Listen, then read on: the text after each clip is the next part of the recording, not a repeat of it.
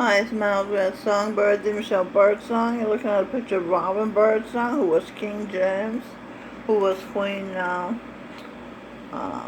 what was her name? Queen, Isabella was the Michelle Birdsong. She was the other queen.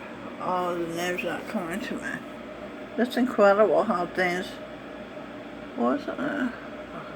Prince Albert Consort's wife. Queen Victoria, that's right, she was Queen Victoria. Okay, so here we are where we left off. This is part 3. I said, the Michelle Birdsong sold her co-op, which had started out as a dilapidated tenement, which she upgraded to a $300,000 co-op for herself and tenants. She was moved unconscious to Stevie Wonder's townhouse on 18th Street, where his, unknown to him, Robin, her mother, the Michelle Birdsong's daughter by a supernatural birth, was crashing. Did you get that? Robin was crashing. Robin was Stevie Wonder's supernatural daughter, which none of them knew at that time. Okay. The Michelle supernaturally conceived daughter. Okay. The Michelle Birdsong poured her money from having sold her co-op back into her business, Mainstream Enclosed to You. Most of it went to salaries for Linda Lou Allen, the file clerk and babysitter, former friend, at $20 an hour she paid her. She paid the same to a bodyguard, Alexander Danilian, who had been Alexander the Great, who cleaned the debris from the backyard. And she paid $20 an hour to a third employee, Andrew Zellman, or Andrew Zelmer, I can't remember which was his name. The Michelle Birdsong spent $4,000 of her money having asbestos and mold removed from Stevie Wonder's townhouse premises. She forwarded the receipt to Edwin, who was a close friend of Steve, because he said Steve would reimburse her. He said Steve would reimburse her for the food in cash I spent on Lyric Wonder Tequila when I let her stay with me before I sold the co-op. I was living on and had to support her and myself on my Social Security retirement pension. Stevie called me twice and said he was going to have his banker transfer $2,000 to my account. That would have been helpful. He didn't do it. Lyric also kept telling me her aunt, who was in charge of her late mother, Sarita Wright's royalties, was going to send me some money to offset the money she had and was costing me. I given Lyric my bedroom with TV and phone, and I was sleeping in a bed, of course, and I was sleeping on a twin mattress on the floor in the dining room kitchen. Robin had warned me before she got there not to let her come to my place. It was only supposed to be for 2 days. It wound up being 2 months. Edwin called me at 5 in the morning telling me Steve said his daughter was being bullied in the Bronx. She wasn't really his daughter. She was what he called his other daughter. I had to eventually put her things in the hall and not let her back into my apartment, in effect evicting her. I evicted Steve's other daughter, and he evicted me out into the night rain, the mother of his biological daughter, Robin Michelle Birdsong. I let Steve's other daughter, Takia, a stranger to me, stay in my room in my apartment free for 2 months. My biological son, seeing Birdsong when I was homeless, let me stay in his room in his apartment, which I had to go to great lengths to get for him in the first place, which was then worth hundreds of thousands of dollars. So he let me stay there for 2 months. As an empath, I feel the feelings of those close to me as my own feelings. So since Takia, Lyric, and Steve thought I was wrong not to let Takia, Lyric use Steve used me any longer, then as an empath, I unconsciously felt their feelings. I felt wrong because they felt I was wrong. You see, I wasn't looking at my own point of view. I did not feel my righteous at that time and finally standing up for myself by taking action to secure my room back.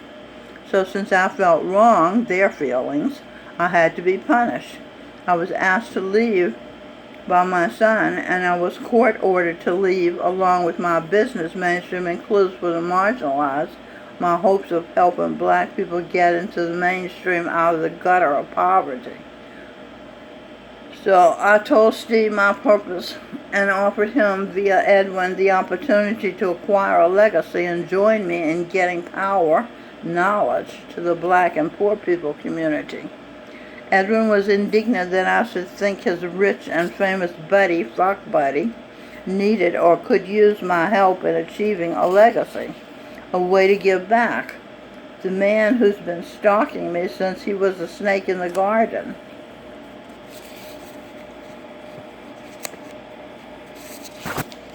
I'd helped him before. One night, Edwin called me. Edwin, who had never paid alimony nor regular child support to me, thought, though I worked just as hard to have him have a career earning money off of music as he did. Edwin asked me to go downstairs and asked Sing to take a particular microphone to Steve at a hotel in Midtown where he was staying. Sing, Robin told me, often got mad at Edwin, leaning on him all the time. That was the only way Edwin knew how to relate to Sing, was to use him, apparently, because that's the way he related to him.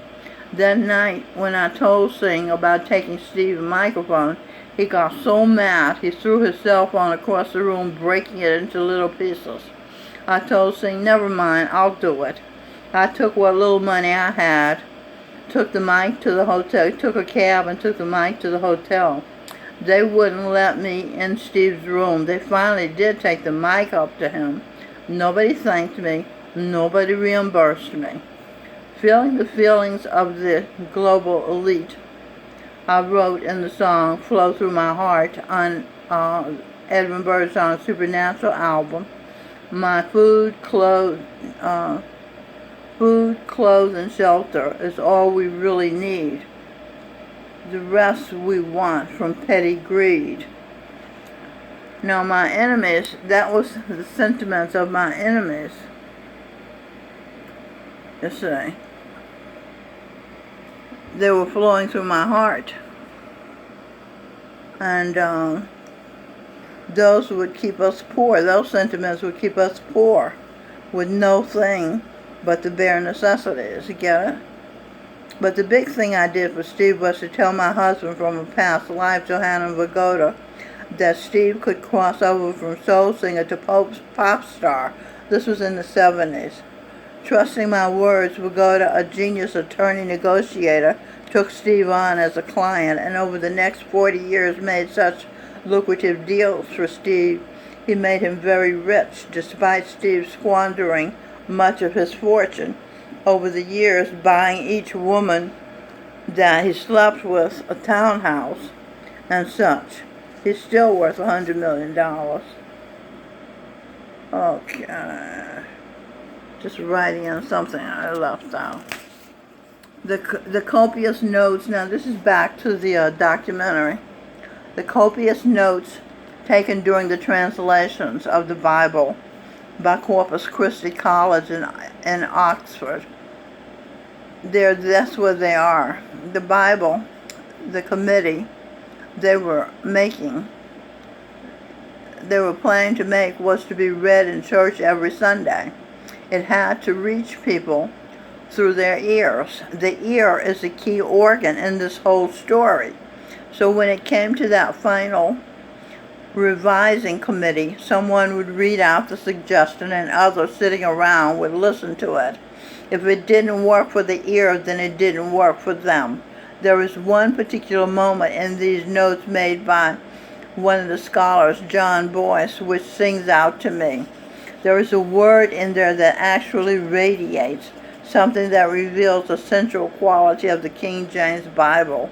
The verse they're working on that says Jesus Christ the same yesterday and today and forever. One of the scholars objects. He says it should say, and he's speaking in Latin and Greek, It should say yesterday and today the same and forever. If it's written this way, the sentence will be more majestic. That's the only time that word is written in their notes, but it is the central quality of what these men were about, as well as scholarly rigor and all that Puritan clarity. They also need this kingly grandeur of royal music, of greatness overarching the whole translation. This sense of majesty is one of the reasons for the lasting appeal of the King James Bible. The language is dense with a kind of verbal sumptuousness which flows effortlessly for the translators, in large part down to the period in which they lived at Hatfield building. It's a building. They created novelty through the reinvention of the past. The language of Hatfield is the language of the King James Bible, and nowhere is that displayed than in the first edition of the work. I'm rooting myself in the great authority of the past expressed in the Bible. This is Eve talking. And in the house is the link of the church and state. Now this is back to the documentary. In retracing the story of how the King James Bible was made, I've discovered many of the stories. Did the 17th century world recognize King James Bible as a masterpiece? No. James' ambition to be king at one unite the kingdom failed. 30 years after the Bible was published, the country broke out into civil war.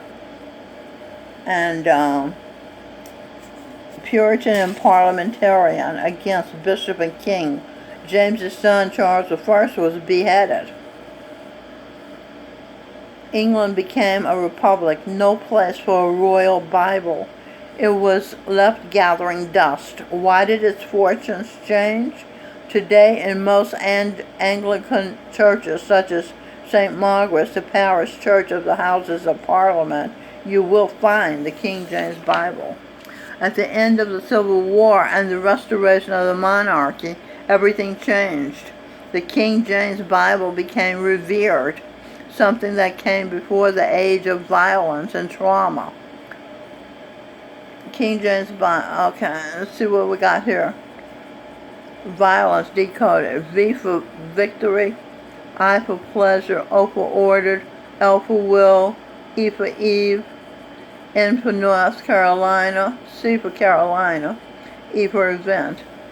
Victory, pleasure, ordered, will, Eve, and North Carolina event.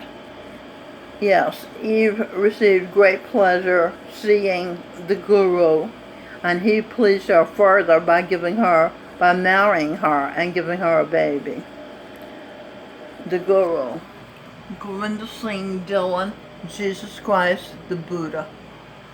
Okay. It stood for monarchy, this being the Bible, and continuity, a symbol of a kingdom that had always been God's country.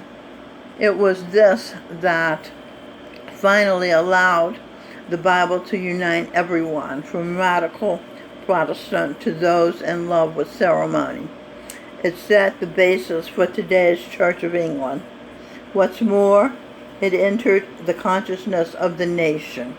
Week after week, decade after decade, for century after century, this book was read in church, at school, at home. Its down-to-earth vocabulary fed our love of the real and the concrete, and the way in which it was written meant its listeners were always at home with the grand and the visionary. The ability to keep both feet firmly on the ground while aspiring for something beyond ourselves represents the best of us as a nation. Long exposure to the language of the King James Bible is responsible for much of that. But what of James himself? What would he have made of his great legacy? King James, now Robin Michelle Birdsong, a female, saw this documentary. She told me about it. She loves the Bible. She was raving about it. If she knew, excuse me, she was King James, she'd